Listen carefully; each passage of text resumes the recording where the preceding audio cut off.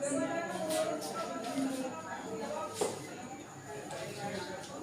Students, तो कैसे हैं आप सब लोग। चल रहा था पैराबोलिक इक्वेशन इनटू वेरिएबल, जिसमें हम लोग शुरू कर चुके थे एक्सरसाइज 3.3 ओल्ड एडिशन वाली बुक से और 3.2 न्यू एडिशन वाली बुक से। हमने मेंशन कर दिया है ओल्ड एडिशन और न्यू एडिशन। 3.3 ओल्ड एडिशन से और 3.2 न्यू एडिशन से है। इसके पहले वाले प्रीवियस वीडियो में हम लोगों ने क्वेश्चन नंबर 1 के सारे पार्ट कवर कर लिए थे। आज हम बात करेंगे क्वेश्चन नंबर 2, 3 और जो भी फर्दर क्वेश्चन होंगे। तो आइए शुरू करते हैं क्वेश्चन नंबर 2 से। इसमें गिवन है 2 इक्वेशन गिवन है, 2x + 3y is equal to 11 और दूसरा इक्वेशन है 2x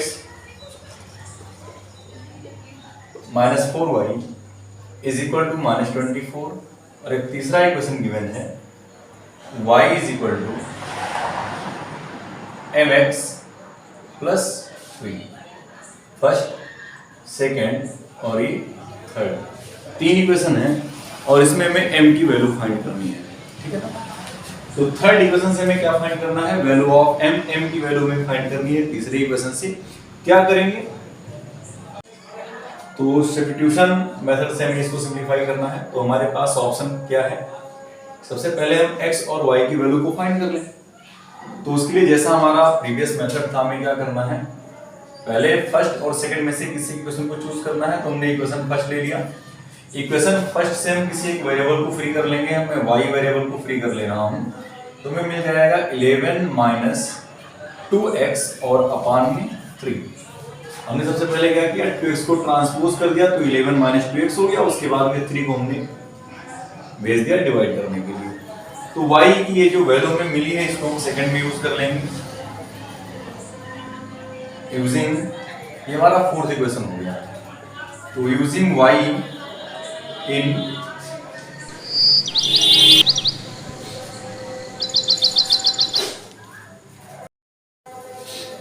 using y in second, मैं y की इस वैल्यू को कहां यूज कर लूंगा, सेकंड में यूज कर लूंगा।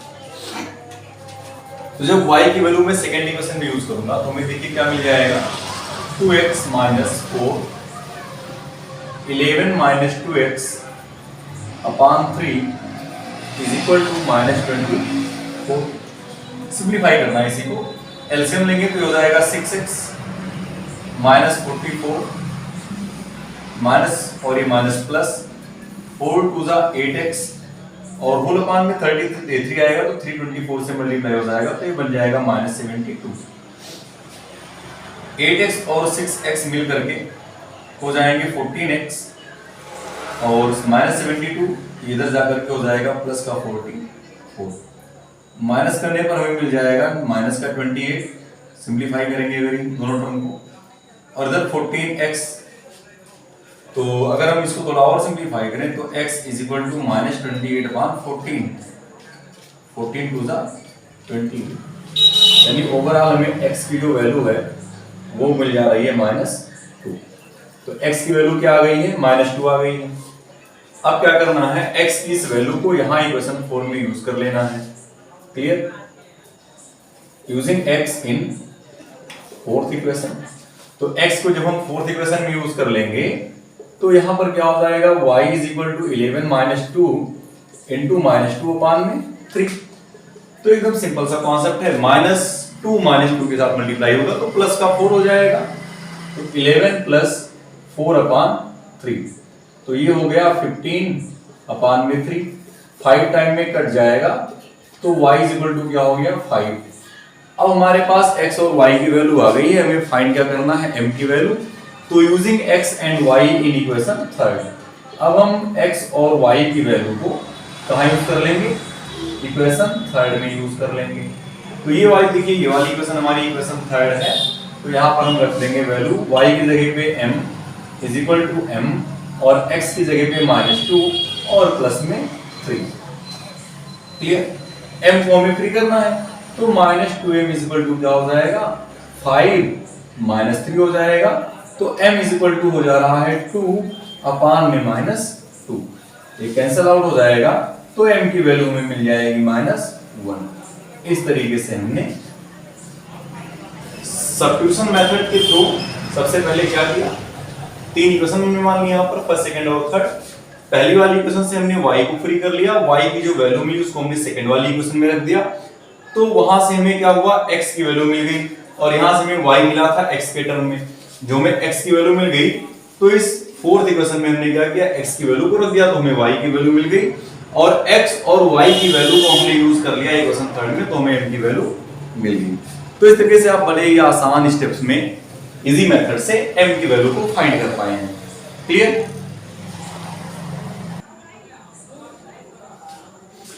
तो नेक्स्ट क्वेश्चन है क्वेश्चन नंबर थर्ड का फर्स्ट पार्ट। ये हमारी सिचुएशनल प्रॉब्लम है, सिंपल सिचुएशनल प्रॉब्लम हमारे सिलेबस का पार्ट है, और बाकी जो कॉम्प्लेक्स सिचुएशनल प्रॉब्लम थी वो हमारे सिलेबस से रिड्यूस कर दी गई है, जैसे कि पाइप ऑन सिस्टम के बेस पे प्रॉब्लम या फिर वर्क एंड टाइम के फॉर्म में, यानी कि ओवरऑल ऐसी इक्वेशंस का सॉल्यूशन जिसमें इक्वेशन लीनियर फॉर्म में रिड्यूसेबल हैं बट एग्जैक्टली लीनियर नहीं है, तो ऐसे इक्वेशन को सिलेबस से रिड्यूस कर दिया गया है।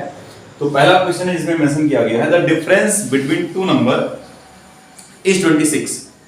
दो नंबर है, उनका डिफरेंस 26 है, तो सबसे पहले तो हमें यही कंसीडर करना पड़ेगा कि हमारे पास कोई दो नंबर हैं। तो लेट नंबर्स आर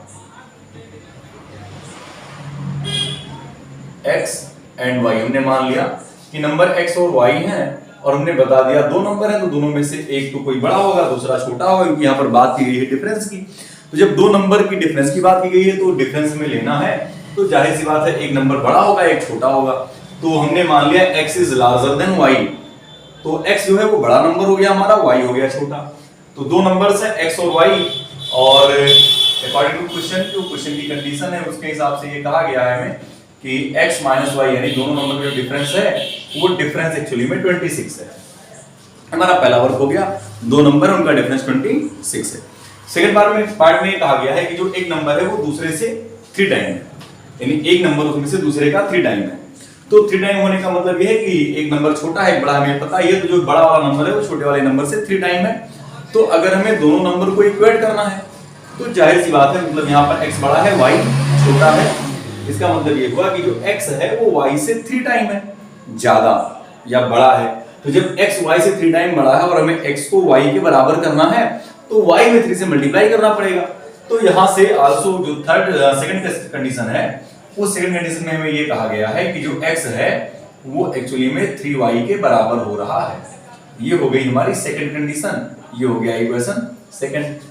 अब हम चूंकि पढ़ रहे हैं सब्स्टिट्यूशन मेथड, तो बड़ी ही आसानी से हम यही x की वैल्यू को यहाँ पर सब्स्टिट्यूट कर देंगे। ठीक है, तो यूजिंग या सब्स्टिट्यूशन लिख दें हम लोग, कोई दिक्कत नहीं है। सब्स्टिट्यूशन x इन फर्स्ट, हम जो है x की वैल्यू को फर्स्ट में सब्स्टिट्यूट कर दे रहे हैं, तो हमें मिल जा रहा है 3y minus y is equal to 26, यानी कि 2y इज इक्वल टू 26। तो y इज इक्वल टू में यहां से क्या मिल जाएगा, 13 मिल जाएगा। अब इस वैल्यू को हम लोग कहां यूज कर लेंगे, सेकंड में। तो यूजिंग y इन सेकंड, तो जब y को हम सेकंड में यूज करेंगे तो x इज इक्वल टू हो जाएगा 3 into 13 यानी कि 39। तो x की वैल्यू आ गई 39। अब आप देखिए y में अगर आप 3 से मल्टीप्लाई करेंगे तो आपको 39 मिलेगा, यानी कि x जो है वो y का 3 टाइम है। और अगर डिफरेंस निकालें तो अगर हम 39 में 13 को माइनस करेंगे तो सेकंड क्वेश्चन है जिसमें हमें सप्लीमेंट्री एंगल की प्रॉब्लम दे रखी है। तो सबसे पहले हमें ये पता होना चाहिए कि सप्लीमेंट्री एंगल होते क्या हैं, तो फिर हम उसकी प्रॉब्लम को भी आसानी से सॉल्व कर पाएंगे, क्योंकि क्लास 9th का ये टॉपिक है जिसमें हम लोगों ने सप्लीमेंट्री एंगल के बारे में, कॉम्प्लीमेंट्री एंगल के बारे में ढेर सारे क्वेश्चन की प्रैक्टिस ऑलरेडी कर रखी है। तो इसमें जो पहला क्वेश्चन है, मतलब थर्ड का सेकंड, इसमें हमें मेंशन किया गया है जो पहली कंडीशन है, the larger of supplementary angle exceed the smaller by 18 degrees. यानी कि हमारे पास सबसे पहले तो दो एंगल होंगे, क्योंकि सप्लीमेंट्री का मतलब ये होता है कि अगर दो एंगल का सम 180 हो रहा है तो ऐसे पेयर को हम सप्लीमेंट्री पेयर बोलते हैं, सप्लीमेंट्री एंगल बोलते हैं। क्लियर? तो सबसे पहले हम मान लेते हैं let angles are x and y। तो x और y अगर एंगल है तो जाहिर सी बात है सप्लीमेंट्री हैं, और यहाँ पर बात करी गई है कि एक स्मॉलर है, तो स्मॉलर और लार्जर की बात है, यानी एक एंगल कोई स्मॉलर होगा दूसरा लार्जर होगा, तो हमने यहाँ पर प्री डिफाइन कर दिया कि x जो है वो ग्रेटर देन y है। तो जो क्वेश्चन की कंडीशन है वो तो हम बाद में देख लेंगे। सबसे पहले अगर ये दोनों सप्लीमेंट्री हैं तो सबसे पहले तो ये होना चाहिए कि अगर ये सप्लीमेंट्री हैं तो x plus y is equal to 180 होना चाहिए, क्योंकि सप्लीमेंट्री पेयर है। और दूसरी कंडीशन हमें दे रखी है कि जो लार्जर एंगल है वो स्मॉलर से 18 एक्सीड कर रहा है, यानी कि स्मॉलर और लार्जर का जो डिफरेंस है वो 18 डिग्री का है। तो अब हमें इसी को सिंपलीफाई कर लेना है। तो जो हमारे पास तरीका है सब्स्टिट्यूशन मेथड लगाना है, तो फ्रॉम फर्स्ट से अगर हम y को फ्री कर लें तो हमें मिल जाएगा 180 माइनस x, और इस वैल्यू को हम लोग कहाँ यूज करने वाले हैं, सेकंड में, यूजिंग इन सेकंड। तो सेकंड में यूज कर लेंगे तो x माइनस y को रिप्लेस कर देंगे 180 माइनस x से इज इक्वल टू 18 हो जाएगा। सेकंड इक्वेशन हमारी ये है, तो यहाँ पर x और माइनस के साथ में y को रिप्लेस कर देगा 180 माइनस x। ब्रैकेट ओपन करेंगे तो ब्रैकेट को ओपन करते ही x माइनस 180 और ये माइनस मिलकर के प्लस, क्योंकि माइनस इंटू माइनस प्लस हो जाता है, इज इक्वल टू में क्या हो रहा है हमारा 18। अब ये दोनों मिलकर के तो हो जाएंगे 2x, और 180 को हम ट्रांसपोज कर देंगे 18 की साइड में, तो ये ट्रांसपोज होकर के क्या बना देगा, 198 बना देगा। इसको सिंपलीफाई कर देंगे तो एक्चुअली में हमें क्या मिल जाएगा, 99 मिल जाएगा। क्लियर। तो x की वैल्यू आ गई 99। अब यहाँ पर हमने इसको मान रखा है मान लो थर्ड इक्वेशन, तो ये वाली वैल्यू जो 99 है यहीं पर हमें पुट कर देनी है। तो अगर हम यहाँ पर पुट कर दे रहे हैं तो y is equal to 180 minus x का मतलब 99। देखिए 9 में 1 निकल जाएगा तो बच जाएगा हमारे पास, सॉरी 10 में 9 निकल जाएगा तो बच जाएगा 1, और 17 में 9 निकल जाएगा तो बच जाएगा 8। तो y इज इक्वल टू में मिल गया 81। अब आप देखिए तो 9 और 81 का अगर डिफरेंस निकालेंगे तो हमें 18 मिल रहा है, और ये दोनों मिलकर के 180 भी हो रहे हैं, यानी कि जो गिवन आंसर है जो हमें फाइंड किया है ये हमारी कंडीशन को सेटिस्फाई कर रहा है, सेटिस्फाइंग आंसर है, इसका मतलब करेक्ट है। क्लियर है। तो चलिए बात करें नेक्स्ट क्वेश्चन की। तो भी बात हो रही है क्रिकेट कोच की। तो जो क्रिकेट कोच है वो कुछ बैट्स और कुछ बॉल्स को परचेज कर रहा है। तो हमें यहाँ पर नंबर ऑफ बैट्स और नंबर ऑफ बॉल्स दे रखा है, और उसको परचेज करने में कितना अमाउंट एक्सपेंड हो रहा है वो डिटेल हमारे पास है। अब हमें उसी के बेसिस पे पता करना है कि अगर एक सिंगल यूनिट वो परचेज करता है, यानी कि एक बॉल और एक बैट, तो उसे एक बॉल और एक बैट के लिए कितना अमाउंट पे करना पड़ता है। तो सबसे पहले हम लेट कर लेते हैं, let cost of one bat वो क्या ₹x है, और कॉस्ट ऑफ वन बॉल ये ₹y है। ये हमने कंसीडर कर लिया। क्लियर। अब जो क्रिकेट कोच है वो क्या कर रहा है, 7 बैट्स अकॉर्डिंग टू क्वेश्चन, अगर हम कंडीशन की बात करें सबसे पहले वो 7 बैट्स को परचेज करता है, और 7 बैट के साथ में 6 बॉल को परचेज करता है, और इन दोनों को मिलाकर वो जो अमाउंट पे करता है वो है ₹3800। क्लियर। ये पहली कंडीशन हो गई। लेटर बाद में वो क्या करता है, उसे कुछ और रिक्वायरमेंट हो रही होगी, तो उस अपनी रिक्वायरमेंट को देखते हुए वो बाद में 3 एक्स्ट्रा बैट्स परचेज कर लेता है और 5 बॉल्स और परचेज कर लेता है, और इस बार वो टोटल मिलाकर के पे करता है ₹1750। क्लियर। ये हो गई 2 कंडीशंस। अब क्या करना है, हमें इसको सब्स्टिट्यूशन मेथड से सॉल्व करना है। तो किसी एक वेरिएबल को किसी इक्वेशन से फ्री करना है। हमने यही इक्वेशन फर्स्ट ले लिया, तो फ्रॉम फर्स्ट मैं फर्स्ट से फ्री कर रहा हूं y को, तो y इज इक्वल टू क्या हो जाएगा, 7x ट्रांसपोज हो जाएगा, तो 3800 माइनस 7x और अपान में क्या हो गया 6। क्लियर। अब इसको हमने मान लिया कि इक्वेशन क्या है, थर्ड है। अब ये जो थर्ड इक्वेशन की वैल्यू आई इसको हम कहां रख देंगे, सेकंड इक्वेशन में रख देंगे। तो now using y in second, using y in second, हम y को सेकंड में यूज कर देंगे। देखिए क्या हो जाएगा, 3x प्लस 5, और जहां पे y है वहां पे 3800 माइनस 7x अपान 6, और ओवरऑल में हमारे पास क्या है, ओवरऑल में तो हमारे पास है 1750। चलिए और आगे सॉल्व करते हैं। तो यहां पर हम क्या लेंगे, एलसीएम ले लेंगे, तो इधर हो जाएगा 18x क्लियर, और प्लस ये मल्टीप्लाई हो जाएगा तो 0 0 5 8 जा 40 और 5 3 जा 15 4 19 ये आ गया, और माइनस में क्या हो जाएगा इधर 35x, क्लियर, और इधर जो 6 है देखिए जब ओवरऑल में डिनोमिनेटर में 6 आएगा तो 6 मल्टीप्लाई हो जाएगा इधर 17,750 से, तो 0 और ये 30 हो जाएगा 6 5 जा 7 6 जा 42 और 3 45 6 1 जा 6 और 4 10 ये वैल्यू इधर आ जाएगी। अब देखो इधर क्या हो जाएगा 18x प्लस में और माइनस 35 ये माइनस में है तो ये दोनों मिलकर हमें दे देंगे माइनस का 17x, और ये 10,500 माइनस 19,000, तो इसको सिंप्लीफाई करने पर हमें क्या मिल जाएगा 8,500 मिल जाएगा। क्लियर, कैसा नेगेटिव का, तो 8,500 is equal to minus 17x, minus से माइनस कैंसिल हो जाएगा और x फ्री होगा 8,500 अपान में 17, और 17 जो है वो 500 टाइम में 85 को सॉल्व कर देगा तो x की वैल्यू आ गई 500। ठीक है, अब हमारे पास x की वैल्यू 500 है और अब हम इस x की वैल्यू को रख देंगे इक्वेशन थर्ड में। क्लियर, तो यूजिंग x इन थर्ड, तो अगर हम x की वैल्यू को थर्ड में यूज कर देंगे, देखिए यहां से हमें क्या मिल जाएगा y is equal to 3800 minus 7 into 500, x की वैल्यू है और अपान में क्या है 6 है। देखिए मैं यहां से मिल जाएगा 3800 माइनस 3500 और अपान में 6, यानी 300 और अपान में 6, 5 टाइम में कटेगा तो 50 आ गया, तो y इज इक्वल टू क्या हो गया 50, यानी कि जो कॉस्ट है,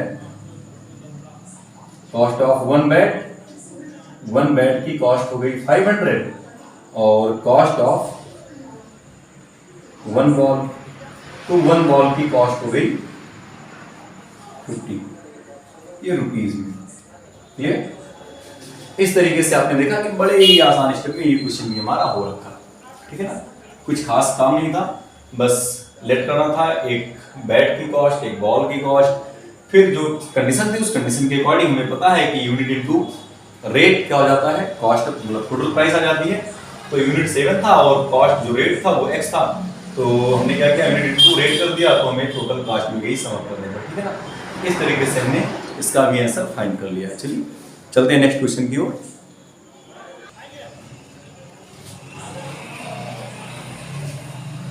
जो नेक्स्ट प्रॉब्लम है वो है किसी सिटी में फेयर सिस्टम की, जिसमें जो टैक्सी है उस टैक्सी का एक तो फिक्स चार्ज है और फिक्स चार्ज के साथ साथ वो पर किलोमीटर के हिसाब से कुछ एडिशनल चार्ज भी लेता है। यानी कि एक फिक्स चार्ज तो ऐसा हो गया, मतलब टैक्सी में आप बैठे मीटर डाउन हो तो समझ लो वो चार्ज आपको देना ही देना है, मीटर डाउन हो आप तो उतर जाइए टैक्सी से, इट डजंट मैटर, वो फिक्स चार्ज तो आपको देना ही देना है। अब मान लो आप कुछ दूरी तक गए हैं तो 1 किलोमीटर का जो एडिशनल चार्ज होगा वो आपको देना पड़ेगा along with the fix charge. तो सबसे पहले हम लेट कर लेंगे तो फिक्स चार्ज है, लेट फिक्स चार्ज ये हो गया ₹x और चार्ज पर किलोमीटर ये हो गया ₹y, ये हमने सबसे पहले क्या किया कंसीडर कर लिया। क्लियर, अब जो कंडीशन है क्वेश्चन की अकॉर्डिंग टू क्वेश्चन, वो पहली सिचुएशन में तो ये कह रहा है जो फर्स्ट सिचुएशन है उस सिचुएशन की हिसाब से जो पर्सन है वो 10 किलोमीटर गया है। कितना 10 किलोमीटर, सबसे पहले तो उसे फिक्स रेट को देना ही देना है, जो फिक्स चार्ज है x रुपीज, उसके बाद में 10 किलोमीटर का ₹y पर किलोमीटर के रेट से वो 10y देगा। ओवरऑल ये जो दोनों अमाउंट है ये मिल करके वो रखे हैं 105, यानी कि ओवरऑल पे करता है ₹105 भी हो गई पहली कंडीशन। दूसरी में क्या है कि वो फिक्स चार्ज तो देगा ही देगा, इस बार वो जा रहा है 15 किलोमीटर, तो 15 किलोमीटर का ₹y पर किलोमीटर के रेट से वो पे कर देगा 155 रुपीज। तो अब क्वेश्चन हमसे ये जानना चाह रहा है कि फिक्स रेट क्या है और रेट पर किलोमीटर के हिसाब से क्या है, यानी हमें ये दोनों अमाउंट को डिटरमाइन करना है, फाइंड करना है। तो सबसे पहले हम किसी एक वेरिएबल को फ्री कर लेंगे एज यूजुअल, है ना, तो यहाँ से हम चलो x फ्री कर लेते हैं थोड़ा सा सिंप्लीफाइड तरीके से। तो x इक्वल टू हो जाएगा 105 माइनस 10 y। इस बार थोड़ा सा हम लोग हट के कर रहे हैं। तो यूजिंग x इन सेकेंड क्या हो जाएगा देखिए, 105 minus 10y plus 15y is equal to 155। ठीक है, ये वैल्यू उस तरफ चली जाएगी ट्रांसपोज होकर। इधर हमारे पास माइनस 10y और 15y को सिंप्लीफाई करने पर मिल जाएगा सिर्फ 4 से 5y, और ये हो जाएगा 155 माइनस 105। तो ये हमें मिल जाएगा 50, इधर y अपान में क्या हो जाएगा 5 कैंसिल आउट होकर के हमें क्या मिल जाएगा y इज इक्वल टू 10। अब यूजिंग y इन थर्ड, तो मैं x की वैल्यू मिल जाएगी 105 माइनस 10 इंटू 10, यानी कि 105 माइनस 100, तो x की वैल्यू आ गई 5। क्लियर, यानी कि जो फिक्स चार्ज है, फिक्स चार्ज वो हो गया ₹5, और जो चार्ज है पर किलोमीटर के हिसाब से, चार्ज पर किलोमीटर वो हो गया ₹10। ठीक है, तो आप यहाँ पर देख भी सकते हैं, देखिए 5 और ये 105 हो जाएगा, और ये 150 प्लस 5 155 हो जाएगा। यानी कि जो आंसर है वो सिचुएशन को सेटिस्फाई कर रहा है, सेटिस्फाइंग आंसर है। ओवरऑल हमारा आंसर जो है एकदम परफेक्ट है। क्लियर, 2 क्वेश्चन बच रहे हैं इस एक्सरसाइज में 3.3। तो इसके साथ साथ कल हम लोग एलिमिनेशन की भी बात करेंगे। तो आज के लिए इतना ही। Thank you, have a good day. स्वस्थ रहिए, मस्त रहिए, पढ़ते रहिए और बने रहिए मेरे साथ। Thank you.